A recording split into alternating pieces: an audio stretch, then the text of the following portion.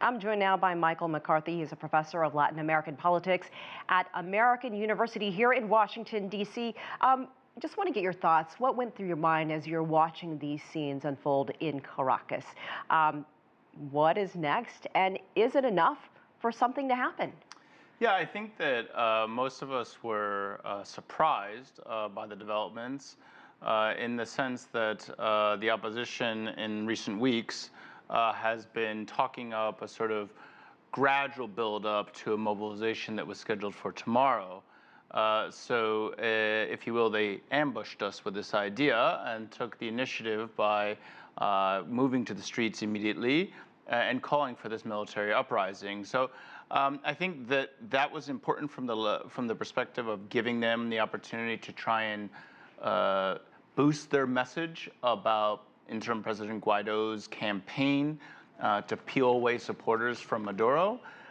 But I think as the day developed, we learned that there were some gains, but it's not clear that they would be fully satisfied with today's results. Right. I mean, and this is still ongoing. We have not seen or heard from President Nicolas Maduro as of yet. I mean, what could be his next move?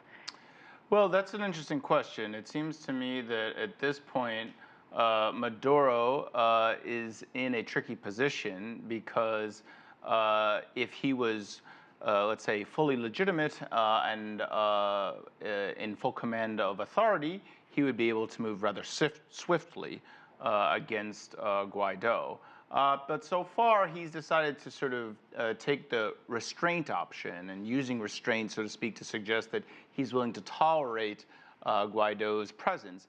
But it's obvious that this is not only a nuisance, that this is becoming a growing problem for the Maduro regime. So in that regard, his next move is likely to be some sort of retaliation, but he may wait and see how tomorrow's developments take place with regards to the May 1st mobilizations, which it's important to recognize are likely to entail demonstrations by both pro-Maduro and pro-Guaido supporters. So we may have to wait for tomorrow to see Maduro's at least verbal response. And then down the road, you know, Mr. Lopez is now in the Chilean embassy, so the possibility of sending him back to his former jail cell in a military jail seems unlikely at the moment. The question is whether or not Maduro would cross that red line of trying to go after Guaido. Like I said, thus far it's been a posture of restraint. But now that this event may have sort of been a shot in the arm to the opposition's hopes, it may be a bit of a different situation for Maduro in that regard. And lastly, what's your take on the reaction in the region so far? We've seen John Bolton here in the United States, but we just saw those other Latin American leaders speak out either in support of Guaido or not. Could we at some point see any outside intervention? Or do you think everyone's willing to let Venezuela do it on its own? So I think at this point, it's fair to say that this is already an international movement on behalf of Team Guaido.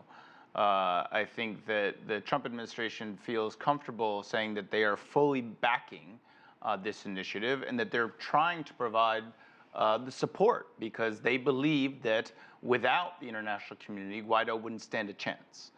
So that, I think, is an important starting point for the discussion. And I think that for those folks who were concerned that Trump may lose interest in this process because the initial 60-day sprint from Guaido did not result in the regime falling, today's events suggest that his commitment is as strong as ever in that regard. Now, within the region, I think that people are going to be perhaps a little bit more cautious in their reactions. But the convening of the Lima Group meeting is an encouraging sign. We'll see if other countries that have not yet become members of the Lima Group attend the conference and whether or not the coalition grows larger. That's one way to measure progress. And then to your question about what is the proper role for foreign powers in this context, this is already a global power struggle. Russia has been very influential. The Cubans have been there for a long time, especially in the security space. And so the U.S. sees its role as backing Guaido. How far they're willing to go, it's unclear, but they're not going to withdraw the military option. And the regional actors, they're still, basically the idea of U.S. military intervention for the most part makes them a bit queasy. So it's a tough sell for Trump on that front. All right, Professor Michael McCarthy, thank you so much. My pleasure.